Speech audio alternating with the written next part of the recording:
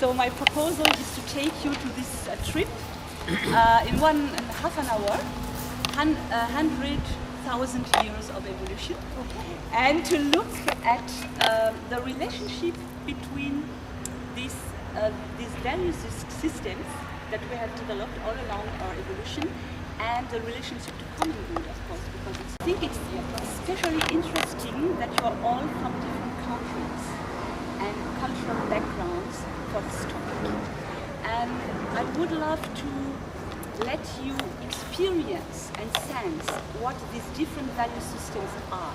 Not just to talk about it, but to try to put it into form with our understanding and bodies. What was my interest in combining the value system with common goods? Well, as I type common good in the internet, I got a lot of different definitions. So, which is the right one? No idea. So I found that it could be interesting to look behind the definitions. So, for example, common good provides fresh, practical ideas to simplify government that will cut budget deficits and create more jobs in our economy.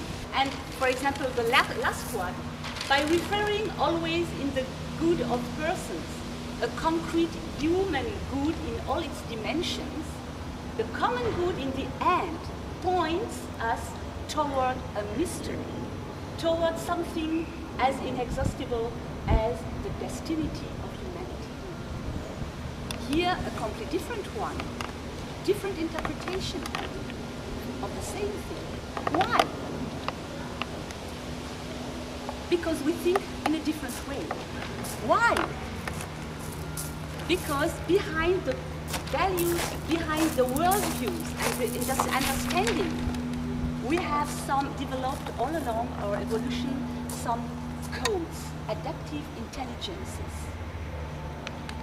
in order to adapt to our conditions of existence. A person who lives in the Amazonia, in South America, has, of course, totally different conditions of existence than the person who lives in New York, right? So, we have to cope with our environment, our condition of existence, and this coping for the best solutions requires a certain way of thinking that is exactly perfect in this context. So, I will show you very briefly. We have 8 systems, 8 adaptive codes right now. This model was developed by Professor Claire Graves in the 50s and actually is developed further by Dr. Don Beck, who lives in the USA. A fantastic model. And that is Spiral Dynamics Integral. It's the name of the model. So I have a task for you. I wrote all the 7 systems here right now, and your task will be to find out what was the first one in the Stone Age, 100,000 years ago, Homo sapiens sapiens.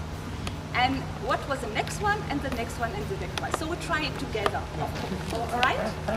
So one of these systems has the code, the core code is animalistic tribe bonding. It's about belonging to a tribe, to a clan, with all the culture around it. Okay? Another one is success-driven, materialistic. Now. Growth. Now. It doesn't matter what happens in 10 years. I want to know in 3 months. Another one is integral holistic. Next one, survival. It's about survival. Truth-driven, purposeful, order, structure. It's right, it's wrong. Humanistic, egalitarian. It's about community. And power-driven, impulsive, emergence of ego. I am. So, what do you think? What was the first value system at the beginning of the Homo sapiens? What was the, if you think about the conditions of living, what was important in this context? Survival. It's about food, it's about shelter, it's about drinking, it's about reproducing, right? And it's perfectly adapted to the conditions. There is no it's better or it's good or bad. It's always in relationship to the context and to the conditions of living. Okay, that's the first one. What did come next? Animalistic drive. Right? So people start to organize in some tribes and clans. That's the first organization in some of, it's not yet society, but it's the beginning of it, with some traditions and orientation within the tribe how to operate. And it's a we code. It's about collective. The person individually has no right, and it is not important. But it's about the clan, the tribe. The needs of the tribe are very important. What could be the next natural development? What is important next after the we? Yeah, ego. I have an identity. Beyond the tribe, I have an identity. I want to have my small business, for example, yes? I want to affirm my personality. And it's right now, I'm the rule. And my needs are the most important of all. So, we have here power-driven, impulsive ego. It's a very powerful code, a lot of creativity, self-expression. It's very important in our evolution, but can we live as social beings on this level? What is the requirement for the next stage in order to be able to live together? Order, structure, infrastructure, purposeful. We start to ask why I'm here in this life. I need a sense, a purpose, an orientation. That is next. And it's a we code. And you notice it's I, me, we, I, we. It's a balancing. As if a natural way we are counterbalancing our evolution. Order. So it's, for example, truth even, it's, for example, the operation of world religions. The Bible, Quran, one way, one authority. Communism, for example, starts here. So what could be the next one? What do we need to evolve? Because if you think about a company who function on this code, it's very hierarchical and very bureaucratic. It takes a long time to do things, and as conditions of existence change, and we need to get quicker, we develop a different way of looking at things, and that's a creation of materialistic, success-driven. It's about growth, flexibility. Which period was that? Renaissance. Yes. Christoph Columbus is a very good example for the Renaissance, for the apparition of this code, because he said, I don't want that someone, in this case it was the church, tells me what I have to believe or what not. I want to experience this by myself. I want to go and look and explore the outer world and see by myself what I think is true or not. So it was the freedom from the authority of the church in this case. Yeah. And it was Renaissance and Siècle des Lumières. That was an incredible explosion of energy. But each of these codes have healthy expressions and unhealthy pathological expressions. That's the problem. And this code was a fantastic one for us to evolve, to go ahead, sciences, medicine, and so on. But we know right now the pathological sides of this growth, and greed. It's about greed here, to get more, and just materialistic. So we forget that there is something else as just materialistic success. And then the natural development of the next code is, of course, humanistic, egalitarian. We start here to take care of the planet, of other people, but not in a very strong sense of purpose and limitations, but we start to look not as a dogma, but from the heart, to include the planet and the needs of other people. So it's a fantastic evolutionary journey, because it's not conscious until now. And now we start a complete new era in our development. 6 first codes, it was an evolutionary process without consciously deciding it. And now what will appear, and we are right now in the transition to the next one, and it's the integral holistic. This one is a very special one. I think for the first time in our human history, we are not longer competing between this system and to say, well, my worldview is better than yours. Because it's a judgment of values. All these codes and worldviews and value systems are worthful, are good, are valuable. They brought something very important in our development. So they should be integrated in a synergistic way. And that's the very challenging task for social architects.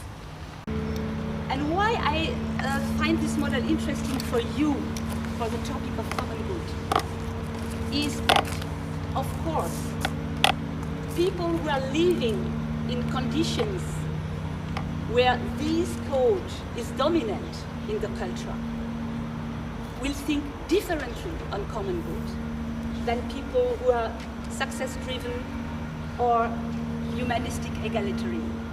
And the danger is that they start competing over definitions of what common good is.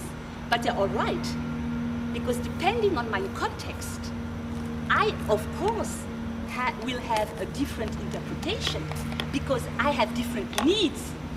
So we don't say there is one definition of common good that is good for all, but what we can do is look for the condition of existence of these people in their spatial cultural context, and to ask one question: what do these people in this context need first? Please come and we'll build 2 circles, one inner circle and one outer circle.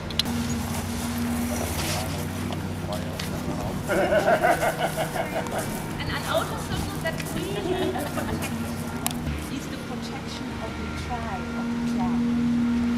So we have here this idea of circular organization and the protection. Just stay a few minutes, please. Can you stand here? Stand up. And all the other one, please go here. And look at the chief. Here you start to compete with the chief. How do you feel here? It's a little intimidating. There's so many eyes on you.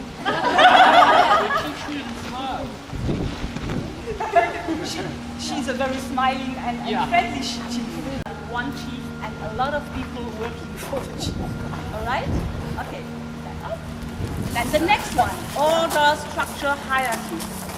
So I ask you to build two lines. Rule instruction here, you give it here, and you give it here, and so on. You see what happens in some very hierarchical structures. The instruction starts here, goes to the end, and goes back, and you can imagine what can happen between. So it takes time, of course, and you give this instruction here, but you are not allowed to get here. So you have to respect the different structures and the back. Here. Here. Look here. Okay? And you will see what are you missing here? Imagine you are a big team and you have to reach the objective and you're all looking here. What are you missing right now? Purpose. Yes, others. Because you are not looking at each other. Oh, yes, yes. You're just fascinated. And it can be the negative side of this materialistic, growth-orientated. We want to reach the objective, but no matter how, people are not so important. Okay? So the next one, egalitarian, humanist. What do you think? What form? Circle.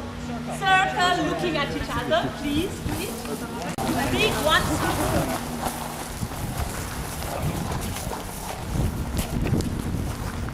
Okay, look at each other. And imagine you have an objective to reach. What are you missing right now? A leader. A leader, right? Direction. Because you are not looking any longer to the objective, but are just at each other. So it's just about sharing feelings. Of course it's important. So we have to combine this with objective and with all of the other leadership forms that make sense in a certain context. Because in some contexts you will need a leader that stays here, upstairs. In other contexts you will need a leader with a line. In different contexts, you will need a leader in this circle form. If you want to do it in another form, people won't agree. Yes. So you have to think about it. What is the context? What are the needs of leadership for the people? And what are the communication forms? What does it mean in terms of the needs of the people? And what is then their perspective on common good? So just apply this brief introduction on the cultural context you are living in right now, in your town, in your country, and perhaps share with. Thank you very much. Thank you.